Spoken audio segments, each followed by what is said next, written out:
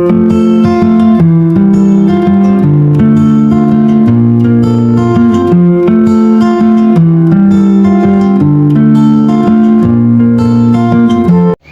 day mga kabady, pasado alas 11 na ng umaga. Pero yan, hindi po tayo makakapagpakain ngayon. Gawa ng ulan na naman ng ulan. Tignan nyo mga kabady. Yan no, sobrang dilim na ng ulap. Kanina hanggang alas 9 ng umaga, umaaraw pa. Tapos pagpatak ng alas 10, wala na naman mga kabady. Hindi na tayo nakapagbigay ulit. Ika 127 days pa naman din na nila.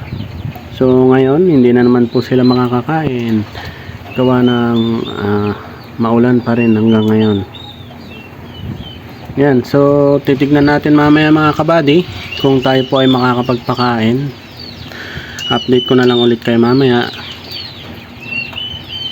Good day mga kabady, 10:09 ng umaga. At wala na naman mga kabady, hindi na naman tayo makakapagpakain ng ating mga tilapia gawa ng eto, tingnan nyo, umuulan pa rin. Yan mga kabady, ang lakas oh. Kaninang umaga ayos na, umaaraw na. Tapos mga bandang alas 9 dumilim na naman ang ulap. At ngayon wala na, nag-start na ulit na umulan. Yan, magdadalawang araw na naman na hindi natin napakain yung ating mga tilapia mga kabady. Nakakaawa na sila pero wala tayong magagawa. Hindi rin naman sila kakain kung bibigyan natin kung umuulan.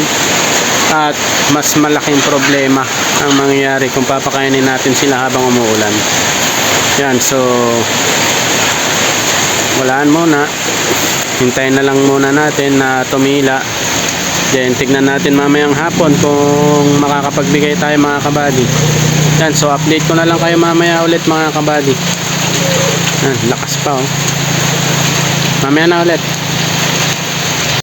Yan, update tayo mga kabady. After 1 hour ay huminto na rin yung ulan. Tapos pasikat-sikat na rin yung araw. Yan, sasamantalahin ko na lang muna yung pagkakataon na magpakain.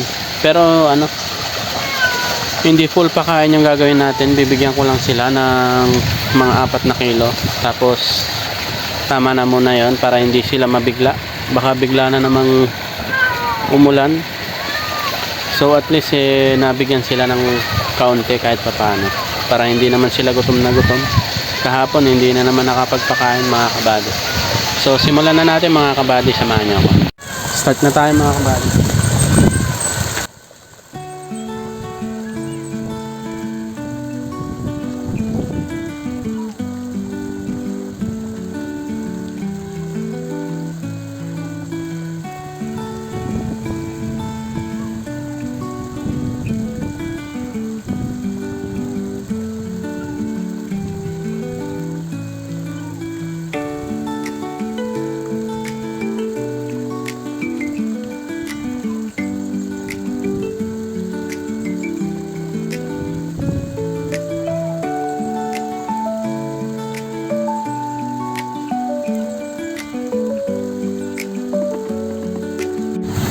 Yan, so mga kabady, tapos na tayo magbigay.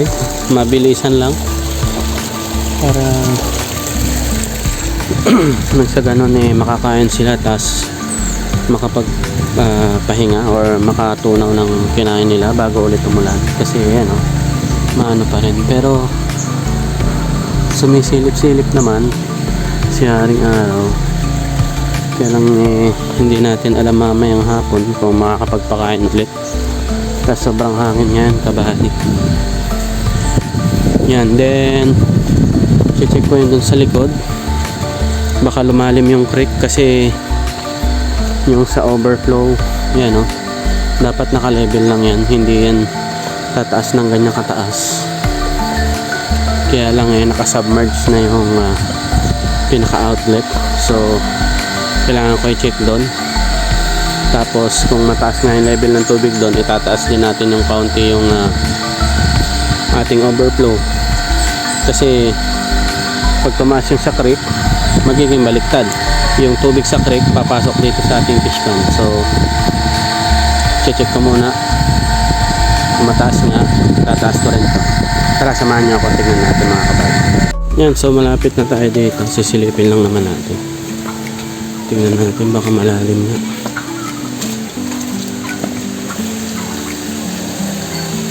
Hindi.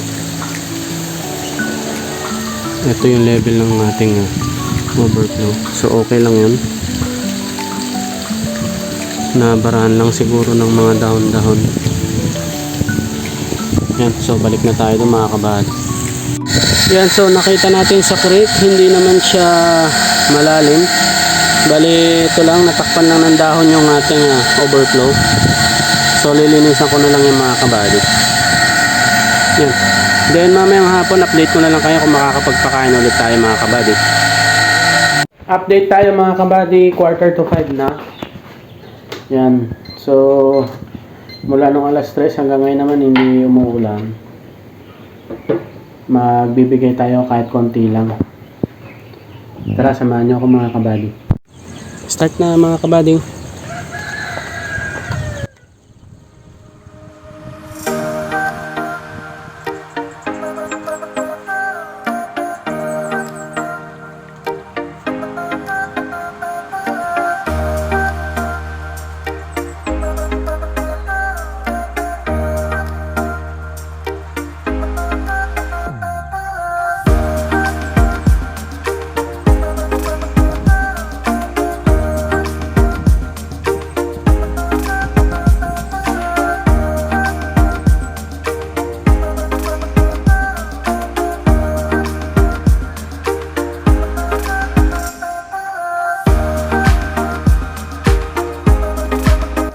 Yun, tapos na tayong magbigay ng konting pagkain sa kanila mga kabady.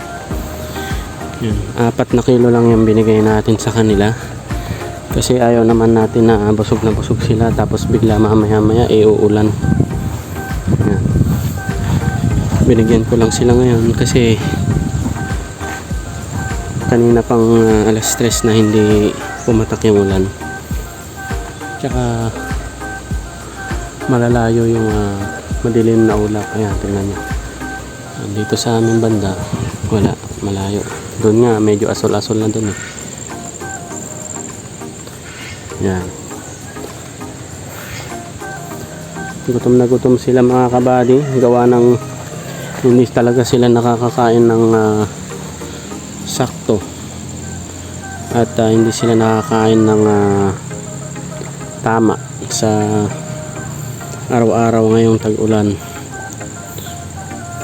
Kaya ngayon ang bilis nilang maubos talaga yung mga binibigay natin. Pero continuous yung ating overflow para kahit pa paano maganda yung quality ng ating tubig. Yan. So sana bukas umaraw na rin naman. Kasi nakausap na namin kanina yung kasabay naming isa na nag fish pan or nag alaga ng tilapia. By next week na daw sila mag bibenta. Yan. Kasi nakakita na sila ng buyer na maganda-ganda yung offer. Nakita nila yung nakakausap sila ng buyer na 115 per kilo yung kukunin. Pero yung tilapia dapat ay 4 or 5 piraso sa 1 kilo. Yun yung kanilang bracket. So pag haniman or pituan sa 1 kilo, yun ang ibang presyo na yung mga kabady. Nasa 70 yata daw ang kanilang bili. So napakababa ng mga kabady. Pero tayo ay tiwala at sure na sure sa ating mga alaga na ang average nito ay 4 hanggang 5 sa 1 kilo. Yan. So hintayin na lang natin yung araw na yon na tayo ay makakapagbenta mga kabady.